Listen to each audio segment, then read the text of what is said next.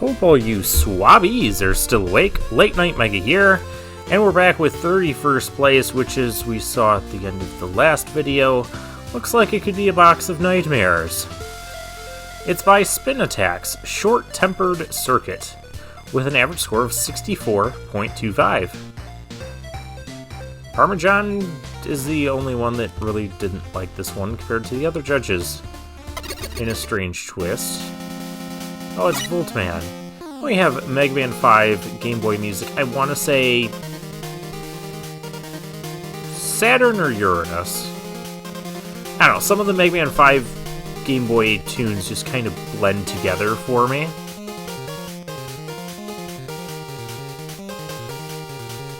Okay, oh man, things are bad. Well, while these guys moved in and broke the power something fierce. Okay. Hey, you got this, though. I'll stay here for moral support. Oh, yeah, that's just what I need.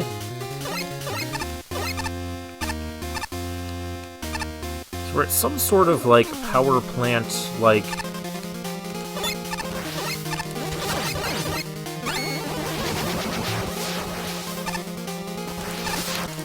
That is interesting. That is super interesting. So those are those dive mine bombs.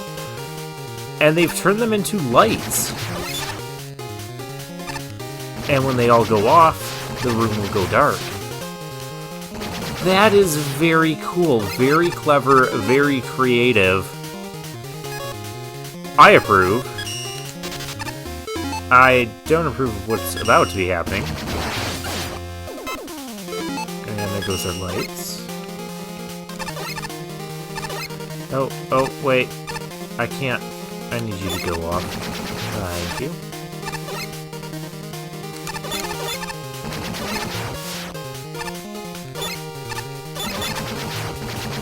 And here I was afraid that we weren't going to get a good use of the darkness.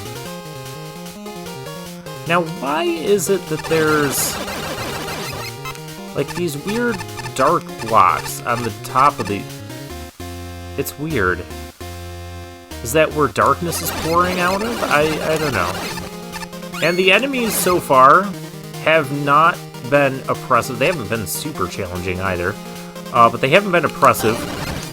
Though, this is the type of enemy box that could easily be very oppressive. I am not the best at fighting the Fire Dragon from Mega Man 9. I think that's the first time I've ever seen that used in... Well, definitely in this contest, but even just in general. Oh yeah, I did that wrong. So, the dive mines have become light bulbs. But I feel like there's not as much of the whole... Okay, well I see that up there.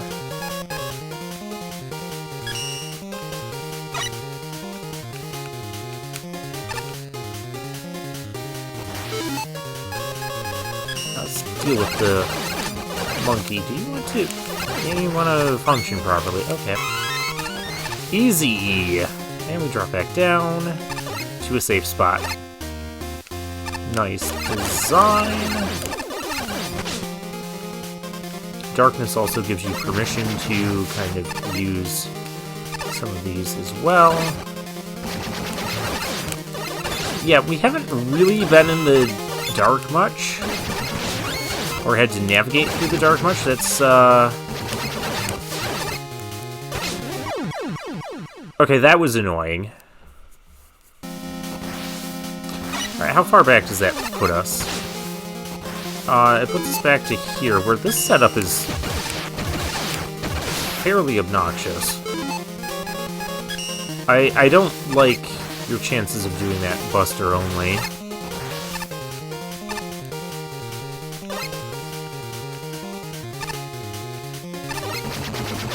Yeah, so you see, pretty much every time you can get to another one without issue. Now, the issue I do have is these birds are getting Bam! From above and below. Come on. Just get...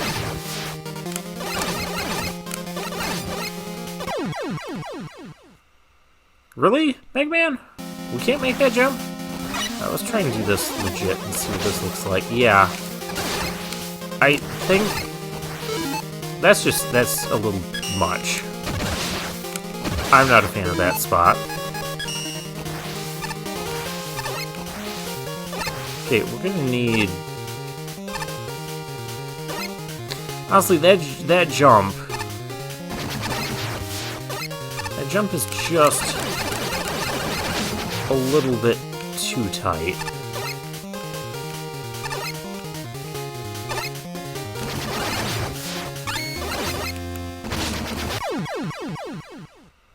It exploded as I was trying to... I shouldn't be having this much difficulty. Okay, flame mixer, can you... that kills the dive mines. Okay, good to know. Dive mines, which are now light bulbs.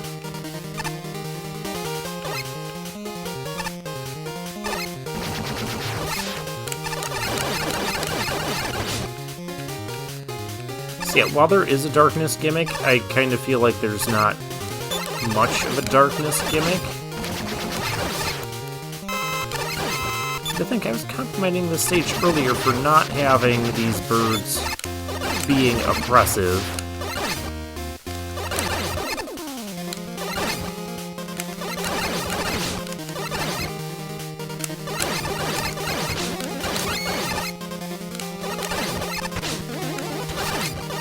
This is like one of the most oppressive bird setups.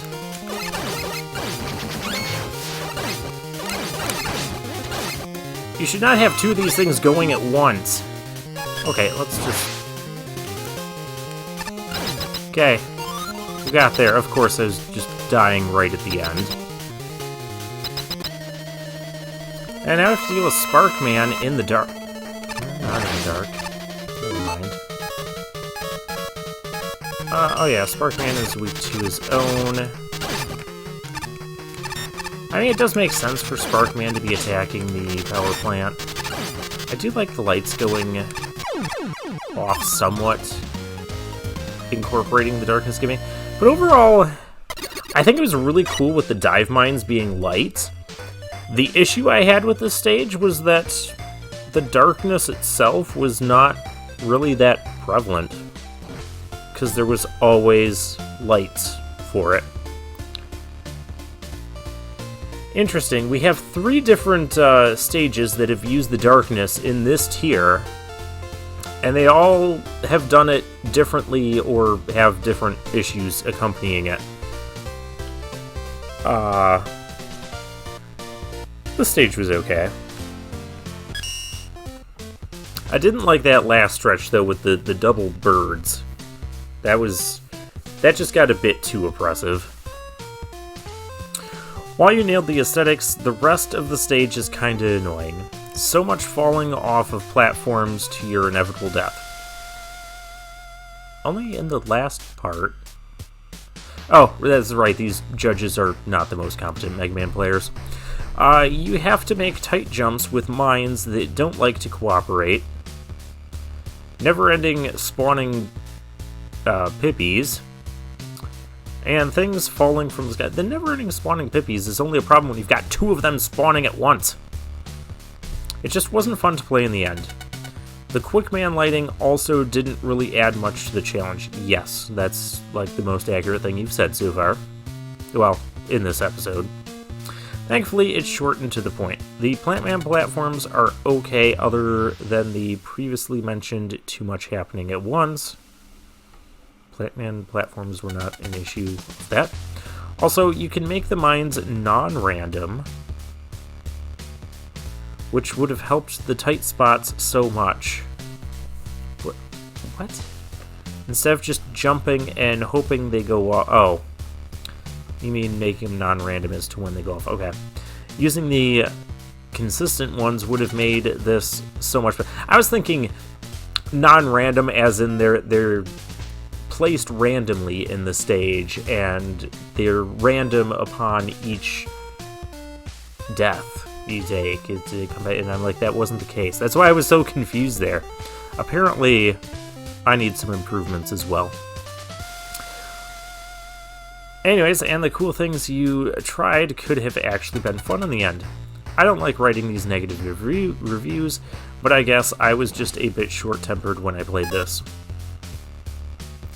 Nice take on the darkness gimmick, but I did feel that the light bulbs were in the way too often, and I found myself falling to my doom, trying to trigger them, more times than I'd have liked. That only happened to me once.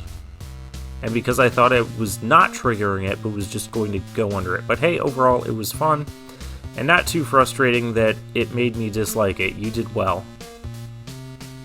Nobody is specifically pointing out the double spawning Pipes, but they're having issues with the light bulbs, which were never really the issue. Here we go. This level would be really good were it not soaked in Pipe. I could have worded that better. But otherwise, I actually really like this. Is it Pepe or Pepe? I don't know. I actually really like this level. It takes quick lighting, infamously a terrible gimmick, and finds a clever way, through reskinning of enemies and stage gimmicks, to create a totally unique take on darkness gimmicks. I actually thought this was some obscure gimmick from like Brightman's stage in the Game Boy games that I haven't played, until I checked the box and figured out the tomfoolery going on here. But yeah, those Pipes in the final segment really killed me. They're not insurmountable if you're smart, but they're very aggressive in their respawn rates. Thankfully, the stage had the good sense to have some generous checkpointing to minimize player frustration. Still, I wasn't a fan. Anyway, this level is so close to being really good, but instead is just regular good. Good gimmick use, good enemy setups with the Monkings, well, except for the one that was really annoying. Fun boss, stupid Pippies. I pretty much agree with M-Jack here. That's not a phrase you hear a lot in this playthrough, though it has come up sometimes. So good news. Length was healthy, and the idea of turning the Dive Man mines into light bulbs to keep the Quick Man lighting on was a pretty creative idea. However, while there were a few sections that made a good use of playing Keep Away while still progressing the level, other times they just kind of felt slapped onto a room just to be easily ignored or just run straight past, as there's more sources of light easily available in the same room. That said, the level is mostly all well and good, even if there are a few weird low black ceilings that blend in with the background. But the very last stretch is a clear-cut case of going too far. No one wants precise platforming while dodging light bulbs and 2 sets of Pipes at once. Finally, someone calls out the specific 2 sets at once. It doesn't even last for very long, but when you have 2 Pipes, a giant pit, and mines everywhere, that just becomes that very last stretch just becomes almost intolerable. The bright side, is that it doesn't last very long. But it still does leave things off on more of a sour note. Just a case of too many cooks in the kitchen, and by cooks I mean baby birds. Though it is important to keep in mind that the rest of the level was still a solid good time. And lacking in some of the actual use of making things dark. Apparently, this library holds the world record for the largest number of plants incinerated by accident in 1 week. We were hired to sit in the corner because we're less flammable than real plants. It's a living. Okay. Something that could have made the darkness gimmick better is spots where the mines, the dive mines or light bulbs were spawning in, if they spawned in slower, so like, okay, they come and they light up, and then you actually have a period of where you have to be in the dark for a couple seconds before the next light bulb drops, instead of just a constant stream of light bulbs that make it never really go dark. That could have added some more fun and challenge to it, and then I would like it more. Next up, we have the Champion of Tier 8. It has the Stegosaurus thing again. And is that... Okay, what...